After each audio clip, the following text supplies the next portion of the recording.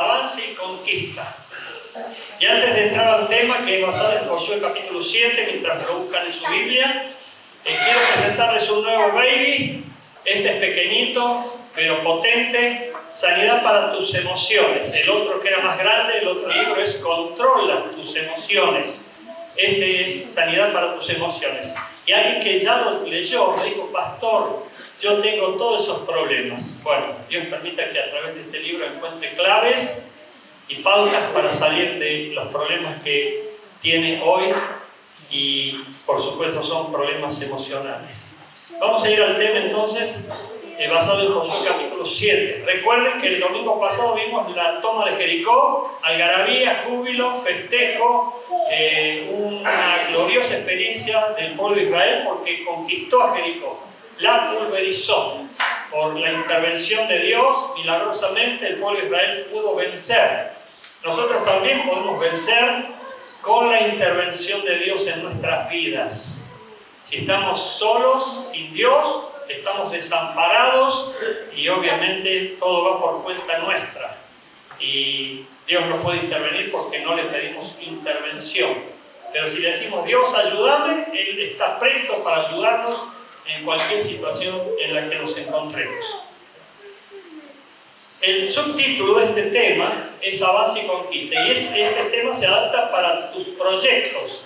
A lo mejor tenés ilusiones de una empresa, de un ministerio fructífero, de una familia linda, estable y bien constituida. Bueno, todos los sueños y proyectos que podés llegar a tener, podés aplicarlo por medio de esta reflexión. Y mirá la advertencia: avance y conquista, pero no de cualquier manera, para que estés advertido. Para que no digas: voy, vamos, conquistamos y dalo por hecho, porque a lo mejor no es así. Y hay mucha gente que se ha esperanzado y no logró nada. Vos lo sabes bien. Hay mucha gente que proyecta sus sueños y nada conquista. Y me estoy refiriendo en todos los aspectos, porque la Biblia nos enseña, según 1 Corintios capítulo 15, primero lo natural, después lo espiritual. No es al revés. No es que vos seas un campeón en la iglesia y en tu casa un desastre. La idea es que haya equilibrio, y este es el orden: primero lo natural, después lo espiritual. O sea que vos tenés que ser una persona realmente que seas muy ordenada en lo natural. No vamos a entrar en ese detalle ahora porque no es el tema, pero espero que lo entiendas así superficialmente. Vamos a ir al tema entonces. Miren lo que dice Josué capítulo 7, versículo 1. Pero, y ya comenzó mal la cosa, pero, vos lo sabés, cuando dice pero, ya algo cambió con lo anterior. Algo pasó aquí. ¿Por qué si antes era festejo, el capítulo 6 festejo, gloria, conquista, y ahora pero?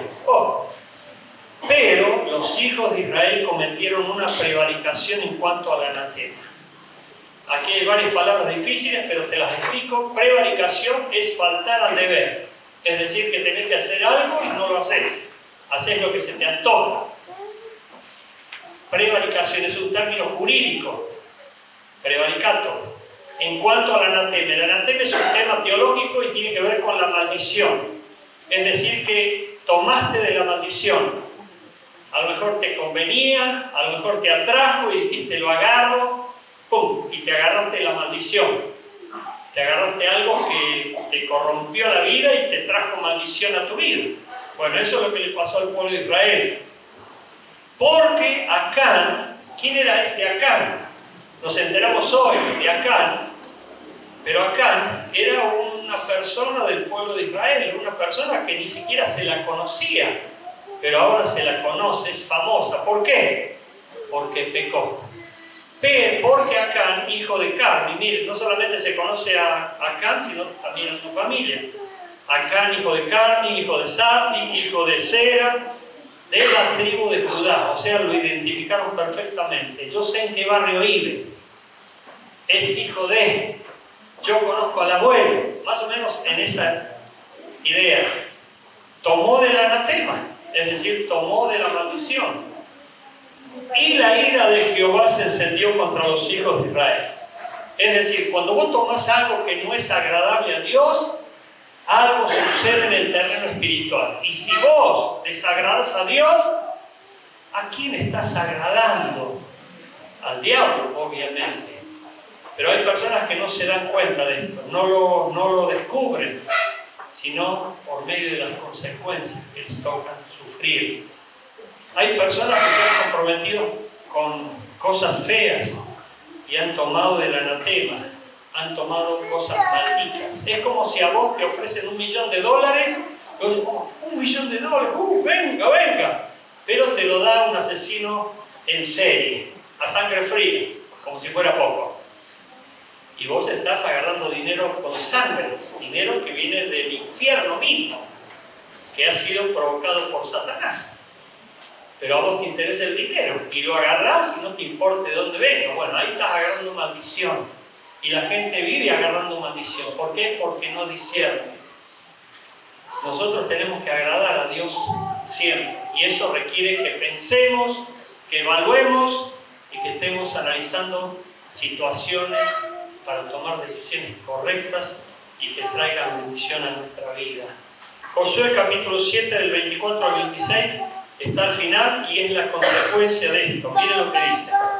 Entonces Josué y todo Israel con él, o sea, estaba el pueblo de Israel juntos, tomaron a Acán, hijo de Zera, el dinero, el manto, el lingote de oro, sus hijos, sus hijas, sus bueyes, sus asnos, sus ovejas, su tienda y todo cuanto tenía.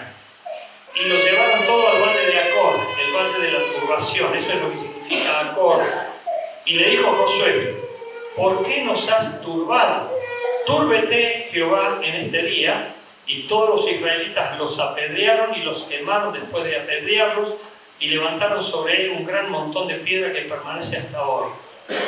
Es decir, Acán fue consumido. Y esta es la consecuencia del pecado. Y vamos a ver entonces, en primer lugar, sobre el efecto del pecado. Rápidamente, no vamos a entrar en detalle porque voy a ir a otro punto. Produce derrota espiritual. Vos querés tener victoria espiritual, pero vas a ser derrotado. ¿Por qué? Por el pecado. El pecado produce derrota, produce fracaso, produce muerte. Y no es la muerte física, porque si sos un criminal, obviamente vas a morir jovencito, porque el crimen y el diablo matan. Pero aquí se refiere a la muerte espiritual, a la muerte de la falta de poder, de fuerza, de vida espiritual. Hay personas que a lo mejor están muertas espiritualmente, no provocan ninguna gloria para Dios. Y en ese sentido tenemos que cuidarnos todos de ser personas vivas y eficaces en la obra de Dios para su gloria. 2. Sobre los mecanismos para descubrir el pecado. No vamos a estar entrando en esto, pero te voy a mencionar algo muy importante. Dios no necesita ningún mecanismo porque lo sabe todo. Creo que lo sabes vos también, ¿cierto? Dios lo sabe todo. Dios lo ve todo, a Él no se le escapa nada. ¿Por qué? Porque es omnisciente. Por eso, por más que trates de ocultarte, Dios te ve, por donde quiera que sea. Dice el Salmo, subí a la montaña más alta y allí me encontré a Dios. Bajé a las profundidades más hondas del abismo y allí me encontré a Dios. Dios está en todas partes y lo ve todo. Por eso es inútil que nosotros nos ocultemos. Es inútil que nosotros estemos pensando que vamos a ocultarle algo a Dios. Hay personas que creen eso. Cometen pecado y porque nadie los vio, piensan que, bueno, que están impunes. Sin embargo, ante Dios nadie se escapa. Los mecanismos para descubrir el pecado, yo te voy a mencionar 3 rápidamente, pueden haber muchísimos más, pero por medio de la conciencia. Si vos sos una persona que tiene conciencia, y de hecho todos tenemos conciencia, aunque algunas personas tienen conciencia cauterizada, es decir, que está como encallecida la conciencia. ¿Qué significa esto? Que pecan y se han acostumbrado a pecar. La persona que miente, se acostumbra a mentir. La persona que roba, se acostumbra a robar. Y eso les hace como dormir la conciencia, no se dan cuenta, naturalizan el pecado. Es como que la persona se ceba con la velocidad y va a una velocidad y cada vez sube más y se acostumbra a esa velocidad, sigue subiendo y bueno, después dice, uy, vamos a casi 200. Eso pasó conmigo, no con mi auto, sino que una persona me llevó a Capital un día, tenía un auto de alta gama y les puedo asegurar que habríamos llegado a Capital en 20 minutos. No les exagero. Y hago así, digo, ay, pero mira la velocidad. Yo siempre viajo esa velocidad. Era una velocidad de la cual los ángeles ya se bajaron hace rato. Bueno, íbamos a casi 190 kilómetros por hora. Y después una persona muy renombrada de esta ciudad, cuando le hice el comentario, dice, yo siempre voy como 170. Se han acostumbrado, es como nada ya. Pero son velocidades que pueden obviamente matar y matar a otros.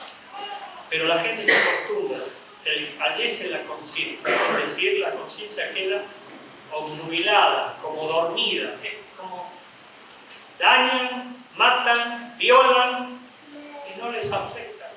Tienen conciencia cauterizada, dice la Biblia. Ese es un aspecto. Si vos tenés conciencia, bueno, la conciencia te va a acusar. Te va a decir, metiste la pata, cometiste un error, dañaste, robaste, mentiste, desagradaste a Dios, hiciste algo indebido. Y además, si sos un creyente, te va a indicar la misma palabra de Dios que te tenés que arrepentir y pedirle perdón a Dios. Por supuesto, ese es el camino correcto, ideal. Pero también está el segundo paso para descubrir el pecado, la murmuración. Vieron, últimamente yo participé de un informe documental donde se decía que algunos robos de los más rutilantes en Argentina habían sido descubiertos por personas despechadas. Es decir, no le dieron lo prometido, o la traicionaron, o la engañaron, y los denunció la policía vino y los tomó. En otro caso, la gente dice, yo lo vi robar, yo lo vi que se acostó con, yo lo vi que le pegó a, yo lo vi que violó. Bueno, eso se llama murmuración. Pero qué triste es que muchas personas murmuran, viven cuereando, viven chusmeando, pero no hablan con la persona en cuestión y dicen, mira, vení, sentate, quiero confrontarte con esta situación, porque esta situación te puede llevar al infierno o puede producir mucha maldición en tu vida y yo quisiera evitar eso. Te recomiendo que hagas esto, que arrepientas, pidas perdón. Bueno, los pasos que nosotros aprendemos de la Biblia. Pero mucha gente hace todo lo contrario, murmura, chismea y termina siendo cómplice del pecado porque no le dijo nada al pecador de que tenía que cambiar de vida, de rumbo, de actitud o de acción. Y en tercer lugar es el caso que tenemos aquí en este capítulo de Acán, porque Acán fue descubierto porque Dios le dio revelación a Josué. Dios intervino para que ese pecado no siguiese. Pero yo me imagino como líder, y espero que vos también te imagines esto, que Josué empezó a cargarse. ¿Por qué? Porque fracasaron ante Jai. Habían vencido y triunfado ante Jericó, destruyendo a esa ciudad amurallada, y dijeron, bueno, fue pan comido para nosotros, vamos a Jai y nos vamos a destruir igual. Y vamos a vencer y vamos a triunfar. Es como aquella persona que dice, me salió bien este negocio, este otro me va a salir mejor, y se confían. Y se fueron y perdieron, salieron derrotados, fracasaron, tuvieron una tremenda humillación por el pecado no confesado. Hay personas que pecan y no confiesan su pecado y eso les trae maldición a su vida y a sus familias. Y quiero mencionarte esto. Dios da revelación y da discernimiento. Y nosotros tenemos que preguntarle a Dios, Señor, ¿qué es lo que pasa que mi familia no avanza? ¿Qué es lo que pasa que mi casa no avanza? ¿Qué es lo que pasa que mi empresa no avanza? ¿Qué es lo que pasa que mi célula, mi ministerio no avanza? ¿Qué es lo que pasa que mi negocio no avanza? Y esto no solamente frena la bendición, sino la prosperidad, la salud, frena todo. Porque cuando está el pecado, todo cae bajo maldición. ¿Y qué tenemos que hacer? Obviamente arrepentirnos. Ese es el camino correcto que nos recomienda la Biblia. Pero andá tomando nota, por favor, ahora. En tercer lugar, el pecado nos ata. Nos ata. Dice Proverbios capítulo 5, versículo 22. Prenderán al impío sus propias iniquidades y retenido será con las cuerdas de su pecado. Es decir, que hay gente que se mata sola. Hay gente que su propio pecado la condena. No hace falta que venga nadie más a condenarle o a atacarle, ya esa persona carga con un peso de maldición por su pecado. Y el pecado, recordar, es todo lo que no agrada a Dios. Y si no agrada a Dios, te pregunto una pregunta muy obvia: ¿a quién agrada? Si no agrada a Dios, agrada al diablo. Y el diablo obviamente aplaude a los pecadores y a los que viven desagradando a Dios. Pero el pecado te ata, no te permite proyectarte, te sentís como condicionado, oprimido, te sentís como atado, hay algo que te frena. Pero cuando vos has confesado tu pecado a Dios, le pediste perdón sinceramente, Dios renueva su misericordia con vos y te da nuevas fuerzas, nuevo ánimo para seguir adelante en victoria. 4. El pecado nos divide. Y en este punto quiero explayarme un poco más. ¿Por qué? Porque Jesús aquí en Mateo capítulo 23, versículo 23, trata directamente con los hipócritas. Dice el texto: ¡ay de vosotros, escribas y fariseos hipócritas! ¿Quiénes eran los escribas y los fariseos? Las personas que sabían mucho de la Biblia, las personas que daban clases de la Biblia, los maestros de la Biblia de aquel entonces, a los cuales Jesús los confrontó. Y en este mismo pasaje del capítulo 23 les dice: ustedes son como sepulcros blanqueados, por fuera atractivos, lindos, pero por dentro están llenos de carroña de muerte. Y eso es lo que sucede cuando hay pecado. Podemos parecer normales ante la gente, victoriosos ante la gente, virtuosos ante la gente, pero ¿qué ve Dios en nuestro interior? ¿Está viendo virtud, santidad, o está viendo pecado? Jesús descubría a las personas porque dice que Él no se dejaba llevar por la apariencia. Y nosotros tenemos que vivir una vida ante la presencia de Dios. Los hipócritas estaban divididos en sí mismos. ¿Por qué? Porque por un lado querían agradar al pueblo, querían mostrarse atractivos ante la gente, y por el otro lado estaban desagradando a Dios. Y Dios los veía en privado. Es como el caso que solemos reconocer siempre: hay ángeles en la iglesia y demonios en sus casas. Es una dualidad, eso es hipocresía. Nosotros tenemos que tener mucho cuidado con eso. ¿Eso está pasando conmigo acaso? ¿Soy una persona dual? Ante mis amigos me demuestro victorioso, feliz, contento, y cuando entro en mi recámara secreta lloro y me siento el tipo más miserable del mundo. ¿Se acuerdan del caso? Bueno, lo cuento siempre, perdónenme, podría tener otra ilustración, pero esta es muy clara. Triste, ¿verdad? El caso de Leonardo Simons, este famoso locutor, fachero, que estaba dirigiendo un programa de televisión muy exitoso, riéndose con una sonrisa de oreja a oreja, muy victorioso, muy feliz. Salió de terminar su programa en la televisión, fue y se tiró de un 12º piso. Se suicidó. Por dentro corría una procesión tristísima. Era una persona dual, estaba sufriendo, pero ante la gente se tenía que presentar como el tipo más vencedor y victorioso.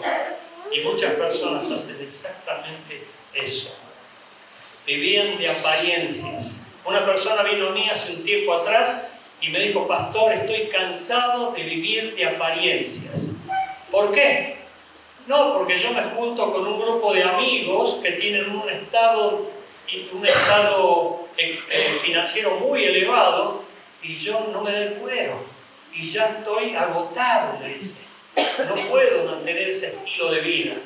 Él había vivido de apariencias porque quería pertenecer a un grupo selecto de amigos, pero a él no le daba el cuero.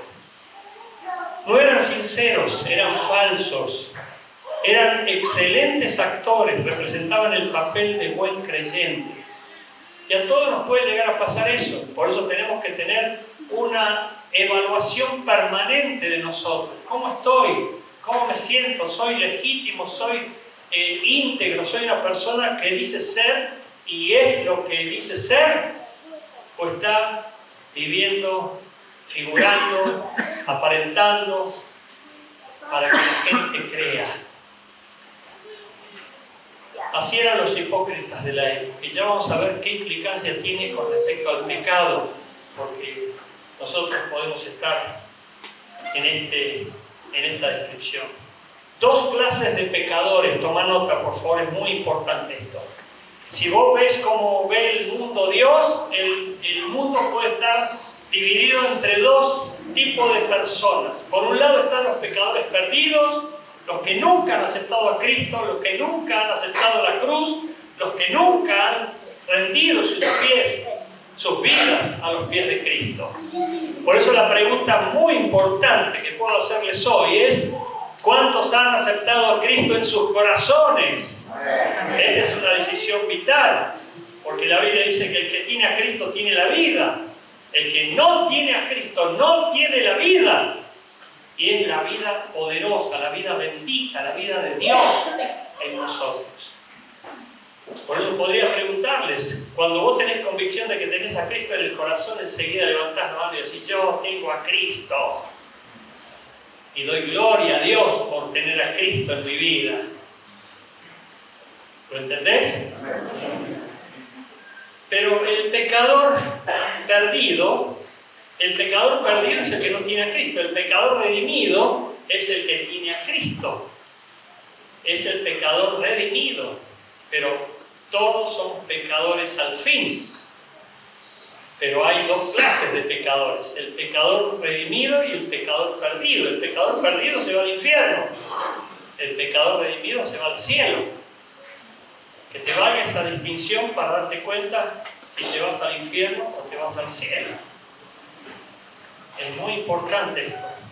Pero ahora hay dos clases más de pecadores. Y es al que quiero atraer tu atención. Y están los pecadores sinceros y los pecadores hipócritas. Los pecadores sinceros se arrepienten de sus pecados. Le dicen: perdón, Señor, me arrepiento. La verdad que no quería hacer eso y lo hice. Pablo era un pecador sincero. ¿Por qué? Dice: estoy haciendo lo que no quiero hacer, eso hago. Pero él lo hacía y se arrepentía. Y nosotros tenemos que arrepentirnos de nuestros pecados si somos personas sinceras. Pero el pecador hipócrita es el que encubre su pecado. Es el que trata de decir: nadie me vio, nadie me descubrió, nadie se dio cuenta, puedo seguir la carrera, puedo seguir cantando, puedo seguir tocando, puedo seguir predicando, puedo seguir sirviendo, puedo seguir haciendo la obra, porque nadie me vio, nadie se dio cuenta. Pero Dios te vio, el diablo también te vio. Y Dios está esperando tu arrepentimiento, está esperando nuestro arrepentimiento, pero el diablo está tramando una artimaña para destruir tu vida, para hacerte papilla, para maldecir tu vida, para hacer tu vida miserable. Y vos ni siquiera te das cuenta. Y es por eso que hay personas que dicen: ¿por qué me siento tan mal? ¿Por qué todo me va mal? ¿Por qué me quiero matar? ¿Por qué me siento el tipo peor del mundo? Eso es si tenés conciencia. Ahora, si tu conciencia está cauterizada, por eso lo tapás, seguís adelante. El orgullo es un poderoso simulador que te hace creer que eso no va a tener fin. Sin embargo, tarde o temprano vas a decir: no doy más. quiero cambiar de vida, quiero empezar algo nuevo, quiero ser diferente. Por eso Jesús vino para los perdidos. Jesús vino para los perdidos y Él quiere que todos estemos arrepintiéndonos y volviéndonos al redil de Dios. El pecador sincero se arrepiente. El pecador hipócrita encubre su pecado. ¿Cómo quitamos el pecado? Ahora toma nota, por favor. ¿Cómo quitamos el pecado? En primer lugar, no encubriéndolo. No tenés que encubrir el pecado, porque Dios ya lo vio. Dios ya lo sabe. Ante Él no tenemos escapatoria. Tenemos que arrepentirnos. Perdóname, Dios, me arrepiento. Confieso mi pecado y te pido perdón. Ese es el camino correcto. Venimos a Él y decimos, perdóname, Dios, me arrepiento. Te pido perdón. Y hay que tener mucho cuidado aquí. ¿Estás atento? Hay que tener mucho cuidado aquí. ¿Sabes por qué? Porque el diablo es especialista en la culpa. Y él es el acusador de los hermanos, dice el libro de Apocalipsis. Él va a acusarte, va a venir a tu mente y te va a decir, sos una basura, sos un miserable, vos pecaste, vos qué te crees, vos de dónde saliste. Va a empezar a trabajar tu mente para sepultarte. Y vos tenés que confiar en Dios, tenés que creerle a Dios, que Dios, si te da la oportunidad de arrepentimiento y te da la oportunidad de que le pidas perdón, Él es fiel en perdonar nuestros pecados y limpiarnos de toda maldad. Amén. No importa el pecado, importa tu arrepentimiento, importa tu confesión, importa que le pidas perdón. Proverbio 28:13 dice: el que encubre sus pecados no prosperará, mas el que los confiese y se aparta alcanzará misericordia. Repito, el que encubre sus pecados no prosperará, mas el que los confiese y se aparta alcanzará misericordia. Proverbios 28:13. ¿Qué significa esto? Que si vos pecás y encubrís tu pecado, eso te va a traer miseria, te va a traer enfermedad, te va a traer fracaso, te va a traer derrota, te va a traer ataduras, te va a traer maldición. Pero si vos no encubrís tu pecado y le pedís perdón a Dios, confesando tu pecado a Dios, no al hombre, sino a Dios, Dios es fiel para perdonar nuestros pecados y limpiarnos de toda maldad. Amén. Amén. Adán y Eva fueron echados del jardín. Acá hay una importante lección. Adán y Eva fueron echados del jardín. Yo me acuerdo que cuando recién conocí a una familia, me invitaron a una reunión de oración. Voy a esa reunión de oración y yo no conocía a los integrantes, solamente a una persona. Y me quedé sentado y dije, vamos a orar. Y me quedé sentado pensando que todos eran creyentes evangélicos. Y una persona empieza a orar, yo no la conocía, y dice: gracias Dios porque a Adán lo perdonaste, y yo estaba así con los ojos cerrados, abrí los ojos y lo miré. ¿Qué dijo? No hay evidencia bíblica de que Adán fue perdonado. Adán y Eva fueron echados del jardín, fueron quitados de la gloria de Dios. No hay evidencia de que Dios les haya visto arrepentirse. Es más, cuando salió, se escondían, tenían vergüenza. Antes se paseaban juntos en el Edén, pero a partir del pecado se escondían, tenían vergüenza y después perdieron la comunión con Dios. Y este es el proceso de toda la humanidad. Cuando nosotros fuimos creados, teníamos plena y perfecta comunión con Dios. Pero cuando el pecado entró en el mundo, dice que fuimos destituidos de la gloria de Dios. Y necesitamos a Cristo para volver de nuevo a esa gloria, para volver de nuevo a tener esa comunión con Dios. Por eso mira este paso, 4 pasos aquí con respecto a lo que aprendemos de Adán y Eva. Ellos encubrieron su pecado. Hay gente que encubre su pecado, no lo confiesa. Cuando Dios les señaló que habían pecado, no, fue Eva. quiero me dijo que yo hiciera tal cosa? Cuando interrogó a Eva, Dios, fue la serpiente. La serpiente fue la que me tentó y por la cual yo caí. Es decir, que ellos estaban encubriendo su pecado. No eran, según ellos, pecadores. Otros lo eran. Y yo hice esto por fulano y mengano. Yo hice esto porque me obligaron. Yo hice esto porque fui tentado y seducido. Sin embargo, pecaron. Segundo, se escondieron por vergüenza. Ellos se escondían de Dios. Y así le pasa a la humanidad. Hoy no conoce a Dios, se esconden de Dios, están lejos de Dios. No tienen comunión con Dios. Dios, no sé ni quién es. Sin embargo, Dios nos creó, nos hizo a su imagen y semejanza. Pero hoy la multitud de gente no lo conoce porque se escondieron por vergüenza y el pecado los alejó cada vez más y más de Dios.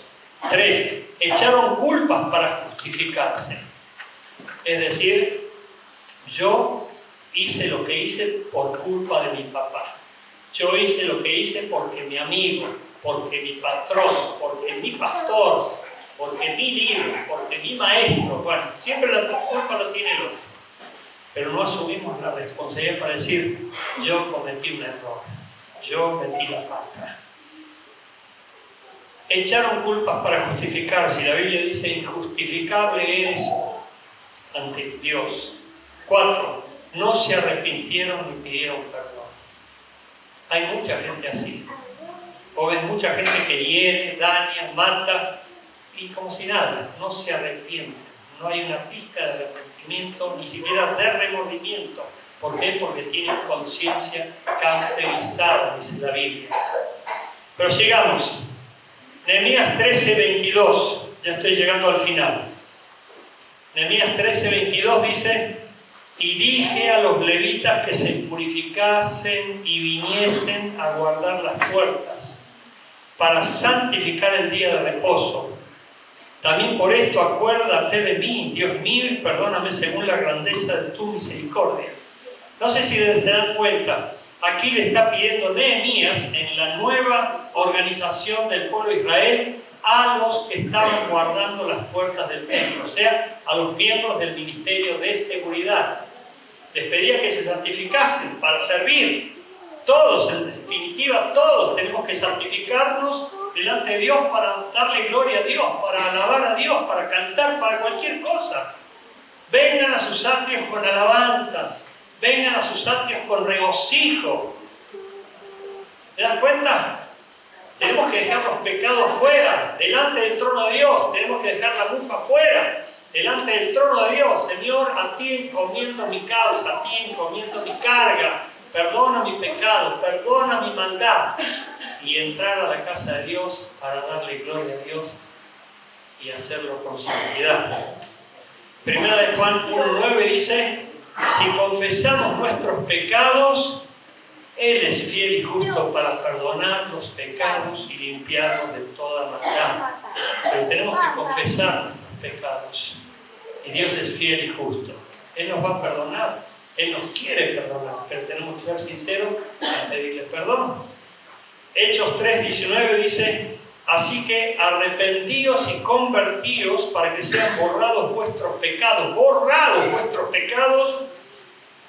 Y para que vengan de la presencia del Señor tiempos de refrigerio.